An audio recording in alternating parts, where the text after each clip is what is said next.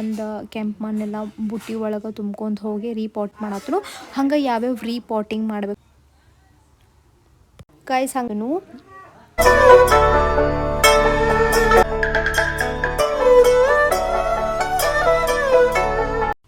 Hey guys, welcome back to my YouTube channel. ಇವತ್ತಿನ vlog ಏನಂತಂದ್ರೆ repotting ಮಾಡತ್ತನು. ಹಂಗೆ ಇಲ್ಲಿ ಕೆಂಪು ಮಣ್ಣು ಯೂಸ್ ಮಾಡತ್ತನ ರೀಪಾಟ್ ಮಾಡೋಕೆ. ಸೊ ಫಸ್ಟ್ ಎಲ್ಲ ಒಂದು ಕೆಂಪು ಮಣ್ಣೆಲ್ಲ ಬುಟ್ಟಿ ಒಳಗೆ ತುಂಬ್ಕೊಂಡು ಹೋಗಿ ರೀಪಾಟಿಂಗ್ ಮಾಡೋಕೆ ಈಸಿ ಆಗ್ತೈತೆ. ಸೊ ಎಲ್ಲ ಕಲೆಕ್ಟ್ ಮಾಡತ್ತನು.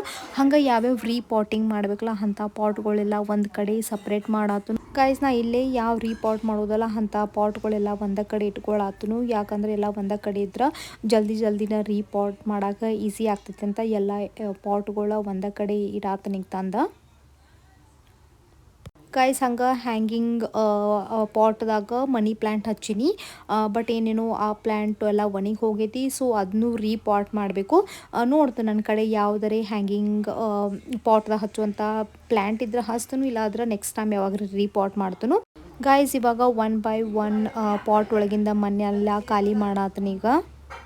ನಾವು ಮಣ್ಣು ಖಾಲಿ ಮಾಡಬೇಕಾದ್ರೆ ಕೇರ್ಫುಲ್ಲಾಗಿ ಮಾಡಬೇಕು, ಇಲ್ಲಾದ್ರೆ ಆ ಪಾಟ್ಗಳು ಡ್ಯಾಮೇಜ್ ಆಗೋ ಚಾನ್ಸಸ್ ಇರ್ತೈತಿ. ಸೊ ಇವಾಗೇನು ಖಾಲಿ ಆಗೈತಲ್ಲ ಈ ಪಾಟ್ ಒಳಗೆ ಮಣ್ಣು ಹಾಕಾತನು.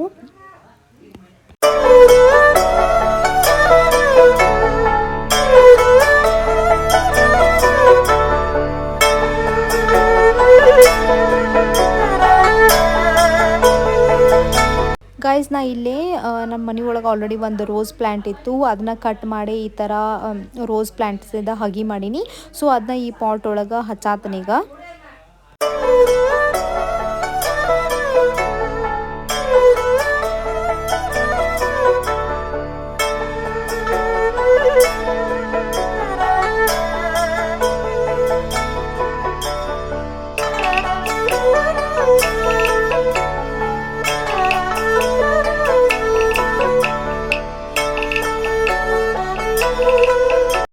ಗೈಸ್ ಈ ಪಾಟ್ ಒಳಗೆ ನಾ ಪುದೀನ ಹಚ್ಚೀನಿ. ಬಟ್ ಅದು ಯಾಕೋ ಅಷ್ಟೊಂದು ಚೆಂದಂಗೆ ಬೆಳೆದಿದ್ದಿಲ್ಲ. ಸೊ ಸ್ವಲ್ಪ ಒಣಗಿದಂಗೆ ಆಗಿತ್ತು. ಅದಕ್ಕೆ ಆ ಪಾಟ್ ರೀಪಾಟ್ ಮಾಡ್ಬೇಕಂತ ಅದನ್ನೆಲ್ಲ ಖಾಲಿ ಮಾಡಿ, ಸೊ ಅದೇನು ಮಣ್ಣೆಲ್ಲ ಅದನ್ನೆಲ್ಲ ಸುಮ್ಮನೆ ಮಣ್ಣು ವೇಸ್ಟ್ ಆಗ್ತೈತಲ್ಲ. ಸೊ ನೀವು ಫ್ರೆಶ್ ಮಣ್ಣು ಜೊತೆ ಅದನ್ನೆಲ್ಲ ಮಿಕ್ಸ್ ಮಾಡಿ ಅದ್ರೊಳಗಿಂದ ಬೇರೆಲ್ಲ ತೆಗೆದು ಸೊ ಇವಾಗ ಅದ್ರೊಳಗೆ ಮತ್ತು ಮಣ್ಣು ಹಾಕಿ ಅಗೇನ್ ನನ್ನ ಹತ್ರ ರೋಸ್ ಗುಲಾಬಿ ಗಿಡದ ಹಾಗೆ ಇತ್ತು. ಸೊ ಅಗೇನ್ ಅದ ಪಾಟ್ ಒಳಗೆ ಸೇಮ್ ಗುಲಾಬಿ ಗಿಡನ ಹಚ್ಚಾತನೀಗ.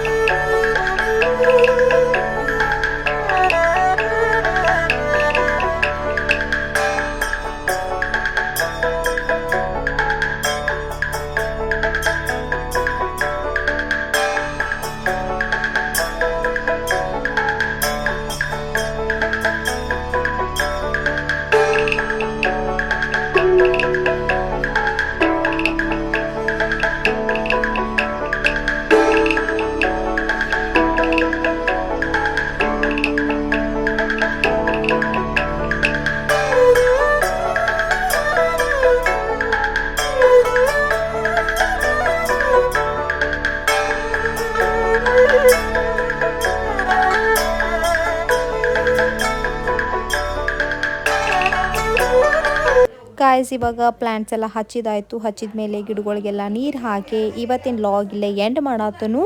And see you next vlog. Bye.